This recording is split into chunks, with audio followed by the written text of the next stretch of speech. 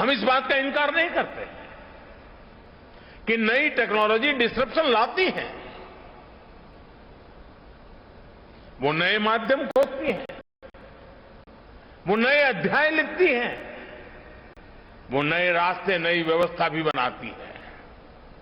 हम सभी ने वो दौर देखा है कि जीवन से जुड़े कितने ही आसान विषयों को कितना मुश्किल बना दिया गया था।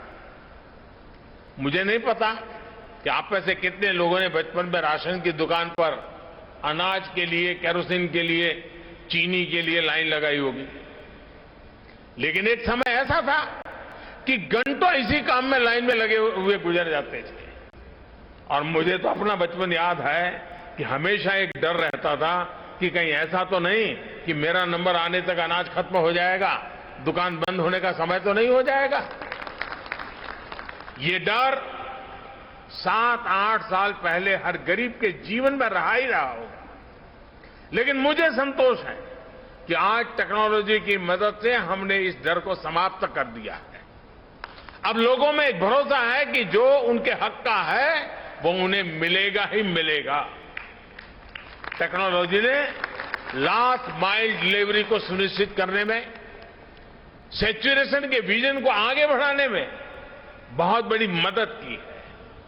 और मैं जानता हूं कि हम इसी गति से आगे बढ़कर अंत्योदय के लक्ष्य को प्राप्त कर सकते हैं।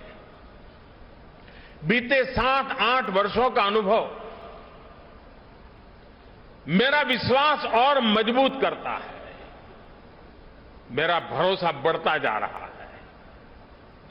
जनधन, आधार और मोबाइल की त्रिशक्ति, जैम, इस ट्रिनिटी की वजह से आज हम देश भर में पूरी पारदर्शिता के साथ गरीब को उसके हक की चीजें, जैसे राशन जैसी बातें, हम पहुंचा पा रहे हैं। इस महामारी के दौरान भी हमने 80 करोड़ गरीबों को मुफ्त राशन सुनिश्चित किया है।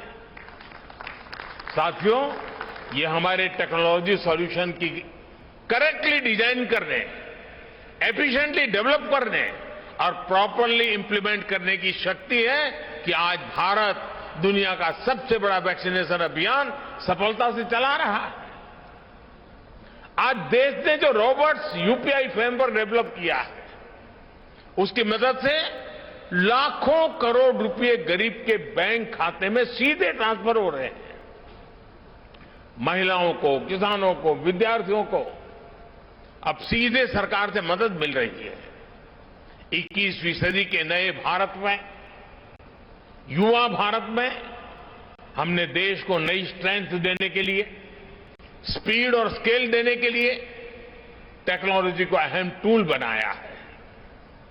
आज हम टेक्नोलॉजी से जुड़े सही सॉल्यूशन डेवलप कर रहे हैं और उनको स्केल अप करने का कौशल भी हमने विकसित किया है।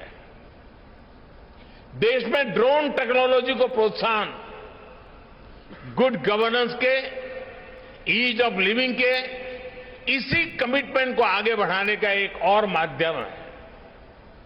ड्रोन के रूप में हमारे पास एक और ऐसा स्मार्ट टूल आ गया है जो बहुत जल्द सामान्य से सामान्य भारतीय के जीवन का हिस्सा बनने जा रहा है।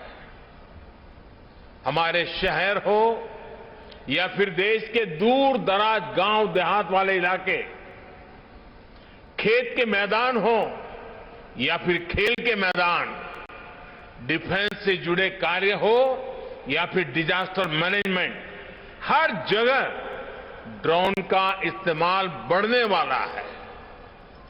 इसी तरह टूरिज्म सेक्टर हो, मीडिया हो, फिल्म इंडस्ट्री हो, ड्रोन इन क्षेत्रों में क्वालिटी और कंटेंट दोनों को बढ़ाने में मदद करेगा। अभी जितना इस्तेमाल हो रहा है ड्रोन का, उससे कहीं ज्यादा इस्तेमाल हम आने वाले दिनों में देखने वाले हैं। मैं सरकार में हर महीने एक प्रगति कार्यक्रम चलाता हूं। सभी राज्यों के मुख्य सचिव स्क्रीन पर होते हैं टीवी के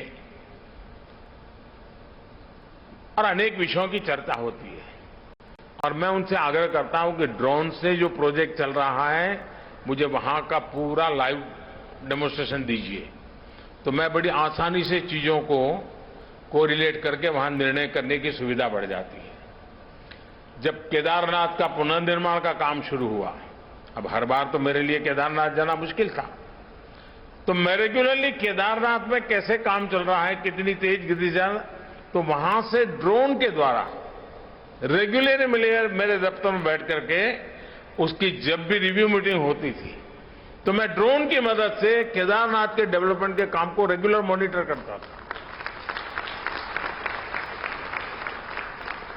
यानी आज सरकारी कामों की क्वालिटी को भी देखना है तो मुझे जरूरी नहीं कि मैं पहले से बता दूं कि मुझे वहां इंस्पेक्शन के लिए जाना है तो फिर तो सब कुछ ठीक ठाक हो ही जाएगा।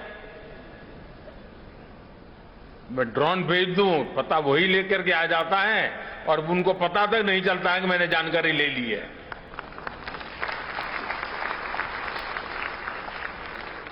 साथियों, गांव में भी किसान के जीवन को आधुनिक सुविधाजनक अधिक संपन्न बनाने में भी ड्रोन टेक्नोलॉजी महत्वपूर्ण भूमिका निभाने वाली है। आज गांवों में अच्छी सड़कें पहुंची हैं, बिजली पानी पहुंचा है, ऑप्टिकल फाइबर पहुंच रहा है, डिजिटल टेक्नोलॉजी का अभूतपूर्व विस्तार हुआ है। लेकिन फिर भी गांव में जमीन से जुड़े, खेती से जुड़े अधिकतर काम के लिए पुराने सिस्टम से काम चलाना पड़ता है। उस पुराने सिस्टम में हर प्रकार का वेस्टेज है, परेशानियां भी बहुत हैं और प्रोडक्टिविटी तो पता नहीं तय ही नहीं कर पाते कुछ हुआ कि नहीं हुआ। इसका सबसे अधिक नुकसान हमारे गांव के लोगों को होता है, हमारे किसानों को होता है और उसमें भी ज्यादा हमारे छोटे किसानों को होता है।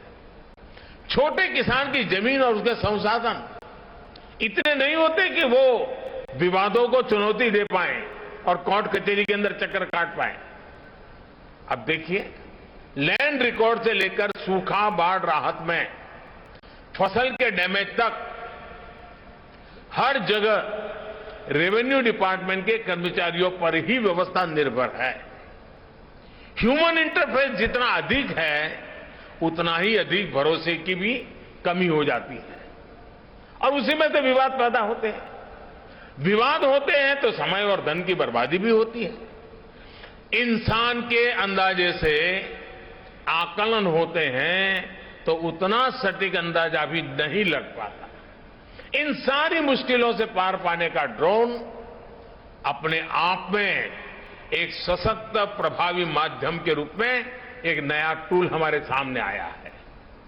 साथियों, ड्रोन टेक्नोलॉजी कैसे एक बड़ी क्रांति का आधार बन रही है, इसका एक उदाहरण पीएम स्वामित्व योजना भी है।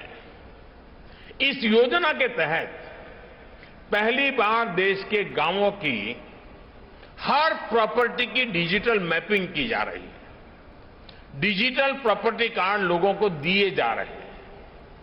इसमें ह्यूमन इंटरवेंशन कम हुआ है और भेदभाव की गुंजाइश खत्म हुई है।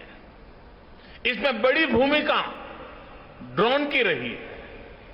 थोड़ी देर पहले मुझे भी स्वामित्व ड्रोन उड़ाने का, उसकी टेक्नोलॉजी समझने का अवसर मिला है। थोड़ी देर उसके कारण भी शायद लग गई। मुझे खुशी है कि ड्रोन की मदद से अभी तक देश में लगभग 65 लाख प्रॉपर्टी कार्ड जनरेट हो चुके हैं और जिसको ये कार्ड मिल गया है उसको संतोष है कि हां, मेरे पास मेरा जितनी जमीन है मेरे पास सही डिटेल मिल गई। पूरे संतोष के साथ उन्होंने इस बात को कहा है। वरना हमारे यहां अगर छोटी सी जगह की नपाई भी होती है तो उसमें सहमति बनाने के लिए सालों साल लग जाते हैं। परवाह देश की, सोमवार से शुक्रवार रात 10 बजे TV9 भारतवर्ष पर।